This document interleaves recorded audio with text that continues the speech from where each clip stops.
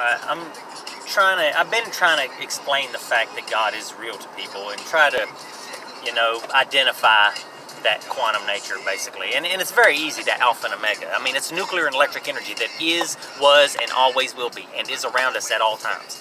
Now, we know that there is a quantum nature. Like, here's the thing. When it's like, oh, if you're good, God will reward you. If you're bad, then you get punished. All right. This is basically karma, and this is basically what God is. Now, we know that there's a quantum nature of the universe. Now, what we do will affect what's going on around us, all right? Now, if we imagine that our universe is like a giant living brain, all right? It's alive. It's living plasma, basically, because, I mean, it's plasma and matter and energy, and just like our brain. But it's a giant brain with its neuron filaments, yada, yada, yada. All right. And us, now we are its memories. Imagine we are like its memories, and we basically are. When you consider it like this, that's exactly what it is, okay? Now, whatever we do will affect things around us, okay? Now, if we are actually good and we love each other and we're in harmony and the world is hunky-dory, then we did that. You know, we were good and we were rewarded. That God that rewarded us. And it's not like we were deliberately rewarded, it's cause and effect. So we were good, therefore that God around us was good to us. But then when we get chaotic, then the God around us punishes us because we are chaotic. We bring it on ourselves. It's not like there's some kind of conscious, deliberately causing problems being, okay? Man is evil. Okay, there's no evil that is God, all right? It's not evil, okay? A tornado is not evil. A hurricane's not evil. This stuff happens because it's nature. And most generally, in most cases, we bring it on ourselves. If we didn't alter certain things, it wouldn't have to react the way it does, okay? So literally, there is no evil in the universe that is not in man. Evil is intelligence and malevolence together. Okay, so if somebody, say, gets murdered or raped, then God didn't allow that to happen. God didn't make that happen. Man made that happen. The devil, the evil inside us is what made that happen. Now, God isn't going to prevent it, because the only way it can literally be prevented is if justice is served. I mean, and there's no prevention. It's just to keep it from happening again. And that is the good in man, trying to do that. See what I'm saying? So this God is good because the good that happens, we do get rewarded. We do get good benefits from being good. And if you're bad, then we get bad punishments for being bad. And this happens on a quantum realm, in a quantum nature. So literally, the God around us, it's not like there's a floating man. Like I said, it's literally the quantum nature of the universe. So when it comes to the quantum physics aspect, rather than the good and bad aspect, or the memory aspect of it, because our consciousness is basically altering things, when you consider the physics part of it, then if energy cannot be created nor destroyed, then that applies to nuclear and electric energy, which are potential energy, okay? So literally, they cannot be destroyed. So they have to always exist. And this is alpha and omega, because alpha is alpha particles. Omega is Ohm's law. This is current. This is electrons. We use this now, and it's based off of Greek. And the Greeks knew about this alpha and omega, which is technology. Okay? So understanding the quantum nature of the universe literally will help us understand this God better. This is the one true God that's always around us. You know, whenever we were punished and this flood happened and all that, it wasn't like God was like, he saw the wickedness of man and he deliberately sent a flood that wiped us all out. No. That was because that God was reacting to whatever we were doing at the time. If we were altering the weather and nature and all of that, then literally the God or the world itself, our atmosphere, everything around us had to do what it had to do to maintain itself. That was a reaction. It's not like there was some kind of malevolence going on. No, there wasn't any kind of malevolence going on. The only malevolence was us.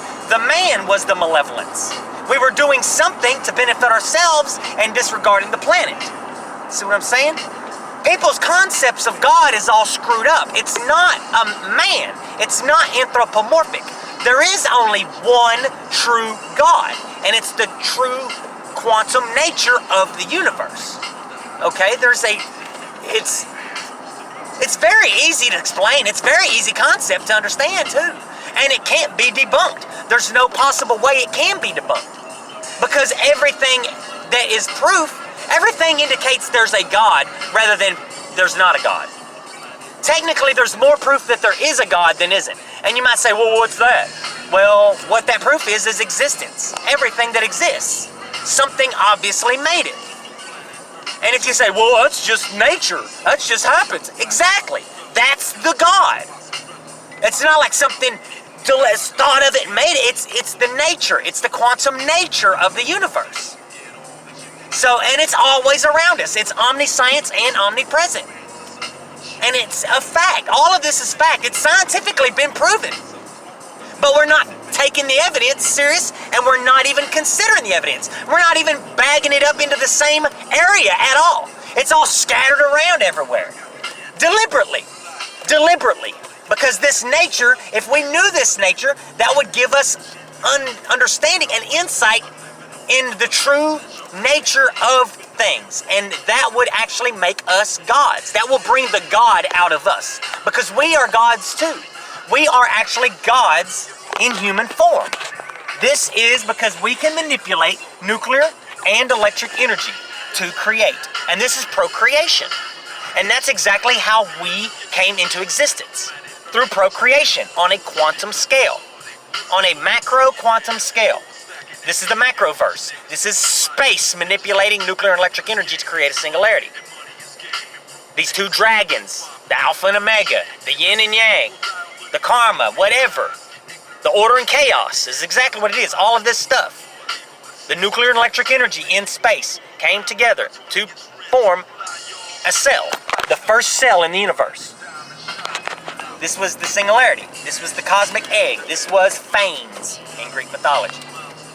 So literally, we were conceived on a quantum scale. And this is a fact. And I don't care who you are, you cannot debunk this if you're a scientist, and you would only consider this as fact because it's all based on facts. All of it. It's all based on facts, and it all points out a picture that can literally be proven and explained. But the thing is, if this was literally proven and explained and everyone knew these facts, then that would mean that the government would feel like, I guess they're losing power. And there wouldn't be as much crime because everyone would be on the same page. There wouldn't be all this fighting and arguing. But the thing is, with all of that, it's not like we can't all be winners.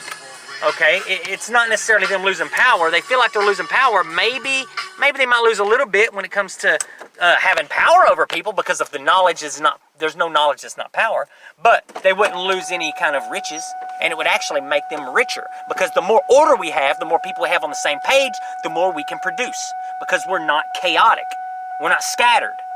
We're actually on the same page. We're more orderly. We're more productive. And that would be the situation is if we all knew that there is a God and what that God is and how that God works. And I've noticed it. And once I literally, and I don't care who thinks this might sound dumb. Once I literally surrendered to this higher power, things started straightening up. I mean, things started getting better. I mean, literally, every time I turn around, it's like if I needed something, I'd just say, man, I can't get this done. I need something. And I would literally turn around and look down and boom, there it is. Like it magically appeared. Now, it didn't just magically appear, but what happened is the universe laid it out in a perfect pattern, basically for me to need right at the right moment. It's almost like everything came together perfectly, you know? And that literally happens. If you actually have faith in this and you understand and believe, then it is real.